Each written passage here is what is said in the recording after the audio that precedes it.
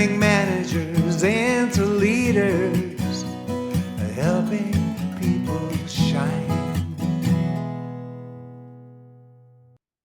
In fast-paced workplaces, misunderstandings can derail even the most collaborative teams. Cross-functional settings add another layer of complexity, as differing priorities and perspectives often lead to misalignment and frustration.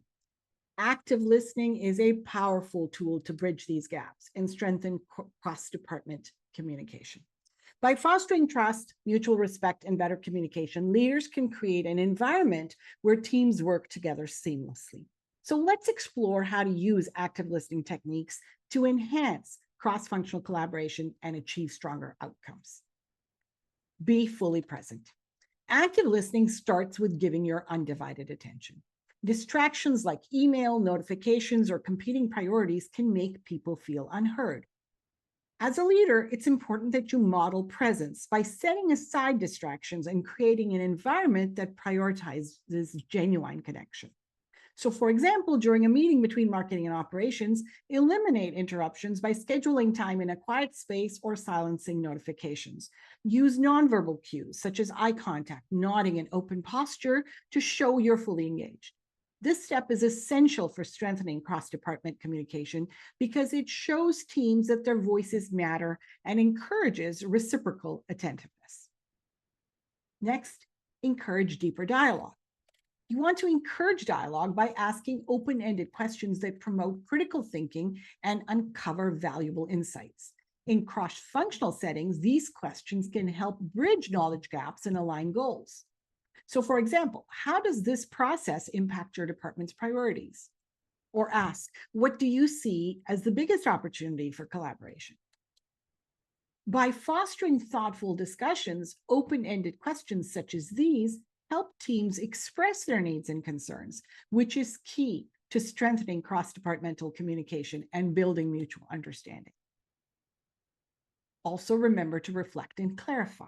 Paraphrasing and summarizing ensures understanding and prevents miscommunication, particularly when teams have different terminologies or priorities. This technique helps align perspectives and builds confidence in the discussion. For instance, if IT shares a technical concern, reflect their message in plain terms. So the system limitation is causing delays in meeting sales deadlines. When you ask that question, it shows you've heard them and helps strengthen cross-department communication by clarifying intent and creating shared understanding. Paraphrasing not only aligns meaning across teams, but it also demonstrates respect for the speaker's input, reinforcing collaboration. It's also important to acknowledge emotions and viewpoints. Cross-functional teamwork can bring frustrations. It comes with tight deadlines, resource constraints, or conflicting goals. Validation involves acknowledging these feelings without dismissing them, showing empathy while focusing on solutions. So, I understand why the delay in approvals has been frustrating for your team, or it sounds like balancing priorities between departments has been a challenge, is validating. And validation fosters psychological safety, encouraging teams to share openly. It also demonstrates that you're committed to understanding their concerns, which further builds the foundation for trust and collaboration. And finally, show you've listened. Active listening doesn't stop at the conversation. Leaders must follow through on what they've learned to demonstrate that feedback leads to action. Address specific concerns, provide updates, and communicate clearly about next steps. For instance, if a sales team highlights issues with product availability, share the steps being taken to resolve supply chain bottlenecks. If action can't be immediate, which it often can't, set realistic expectations by outlining timelines and following up regularly. When team members see their concerns acted upon, it motivates ongoing collaboration and strengthens cross-department communication as teams trust that their input leads to meaningful changes.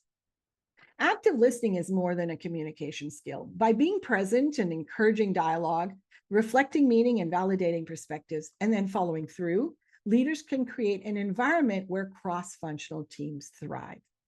When you use active listening techniques, you unlock the full potential of your teams and you strengthen cross-department communication. This is Merge Gupta-Sunderji with a Merge Management Moment. Turning managers into leaders.